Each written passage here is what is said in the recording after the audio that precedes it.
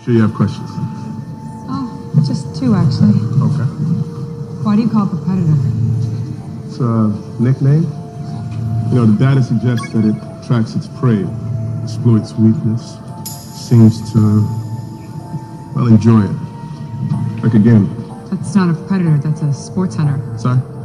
A predator kills its prey to survive. I mean, what you're describing is more like a bass fisherman. Well, we took a vote. Predator's cool, right?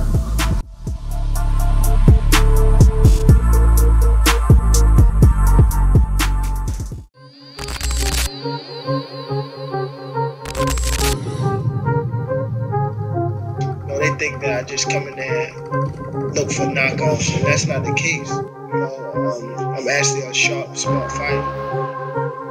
So, what happened? I'm here. Who wanted to fight with me? Who? I really don't care who's in front of me. I don't feel like no fighter can beat me.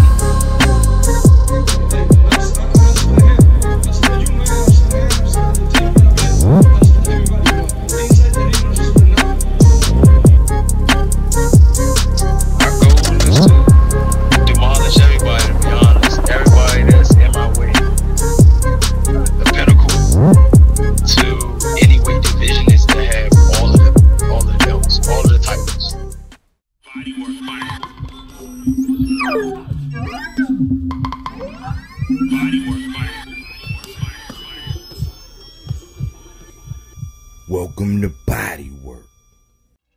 Welcome back. It's Michael Rogers. Welcome to BodyWork Boxing.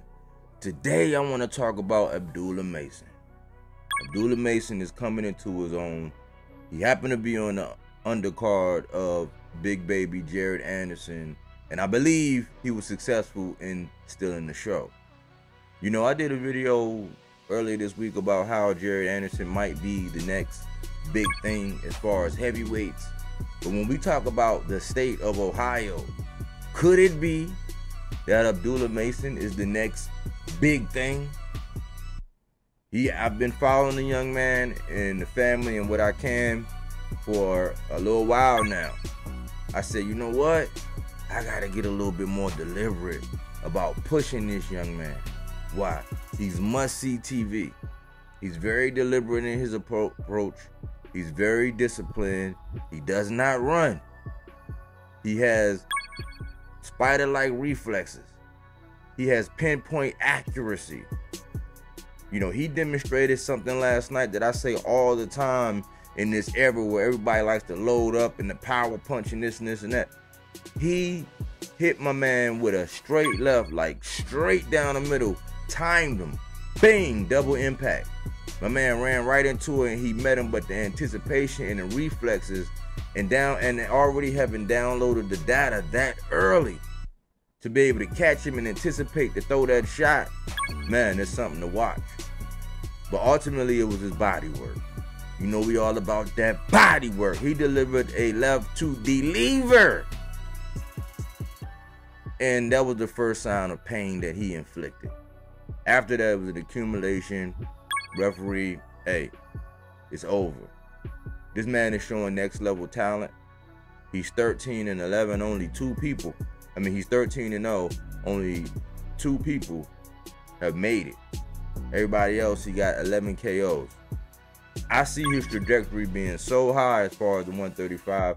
And he also gives, in this era, in the next wave of people coming up and doing their thing, he's actually really looking like he has a really bright future, man. The sky is the limit for him. You know, I don't see too many flaws.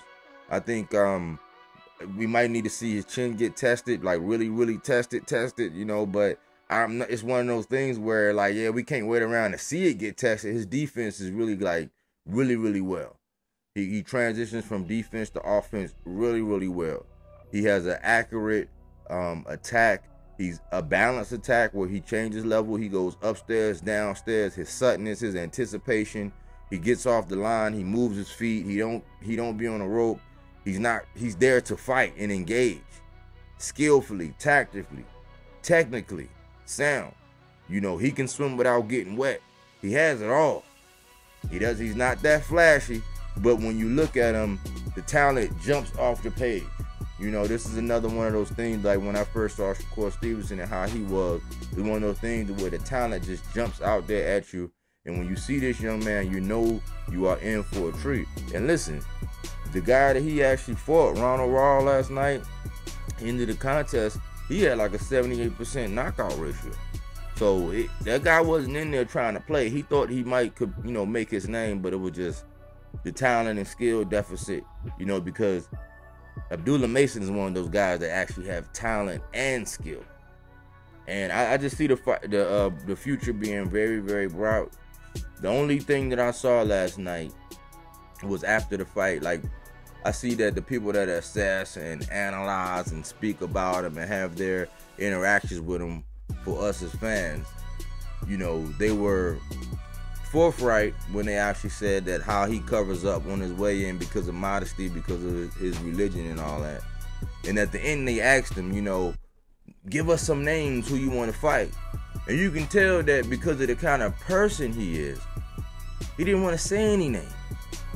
So I hope they don't force this guy to try to like make him be into one of the people that always got to say, you know, somebody's name and always got to call out and, you know, stuff like that. Why? Because the young man is cerebral. He looked them guys right in the face and say, look, my work speaks for myself. Now, this is a very good problem to have. You got a guy that's not going to go the extra. He's not going to go above and beyond to talk his noise. He says, I'm very confident. I'm here to stay. I'm here. I'm here. I'm here. Like, my work speaks for himself. This young man has a promoter. That's their job to promote. You want guys like him to where his whole focus, him and his family and his brothers, their whole focus is to get in their ring and do their thing. They're not into it for all that. So I hope that they get it right and they help this man as far as them promoting him, and they don't drag him down that trail where they think that fights have to sell based on what these fighters are saying. Let's keep it all the way 100. Let's enjoy this man for what we see inside the ring. And I believe that he has a very, very bright future. I call him the Tarantula, right? Had to do my research because I was like, man, what kind of style? Why does, you know, why I kept thinking this? It's like, one, tarantulas, they don't set webs. They set out trip lines. They have suddenness. They grab you with them front legs. They pierce and enact venom right away. You know, that's what kind of reminds me, man. The man is so sudden, deliberate, accurate. You know, it's spider-like reflexes, defense, good feet. You know, I think he's dangerous. I think he's the future, and, you know, I just want to sit back and watch him, and I know they're going to keep him active, but if you haven't checked out Abdullah Mason, listen, take it from me. He's in my boxes to watch. I'm going to start incorporating him in things that I say and start talking about him because he has the spirit of what we want in up and coming, like the fresh blood that's coming into the sport as some people, you know, age and go away, and he's going to be one of them guys that people are going to be talking about globally. Don't take my word for it. Just go back and watch the young man. Anyways, I'd like to get your comments and your thoughts, man. What do you think about the young man? You know, is the media going to try to drag him and make him be salacious? You know, what else would you want to see from him?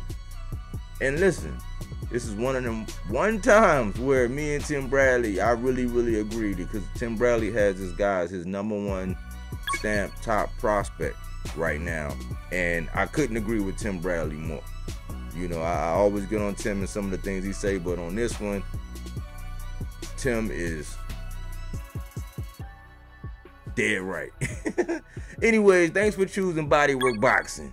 But we don't take things for face value. We do that body